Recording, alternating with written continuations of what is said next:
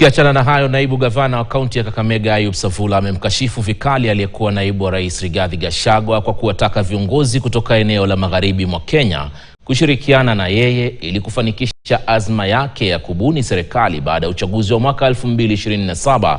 Akizungumza jijini Mombasa, Savula ambaye pia ni naibu kinara wa chama cha DAP Kenya amesema kwamba viongozi katika eneo hilo hawahitaji ushauri wa aina yoyote wa kisiasa kutoka kwa Gachagua. Kulingana na Savula, tayari viongozi wa eneo la magharibi wako ndani ya serikali, hivyo basi ushauri wa Gachagua haupaswi kutiliwa maanani na mwanasiasa yoyote wa eneo hilo. We want to tell Rigathi that Luhya are not interested in tribal politics. Rigathi was my mono in parliament when I was doing my second term. And I want to tell Rigathi that we are comfortable being in the present government led by William Samoei Ruto. We have positions that a community has never held since independence.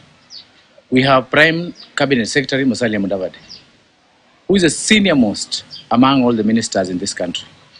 We have Moses Masika Wetangula, who is the Speaker of the National Assembly, who chairs the Parliamentary Service Commission. We have Honorable Paranya, who is Cabinet Secretary. We also have a Cabinet Secretary Mulongo in charge of health. We are leaders of Western Province. You must respect the Luhya community. We will not follow you. We will follow the government. We are already the government. Why should we follow another government? The tribal politics are long time gone. If he wants to form his Mount Kenya bloc, Luhyas will not wait for Rigathi to form a government. And I'm sure, as a mono, he has no experience better than me in politics.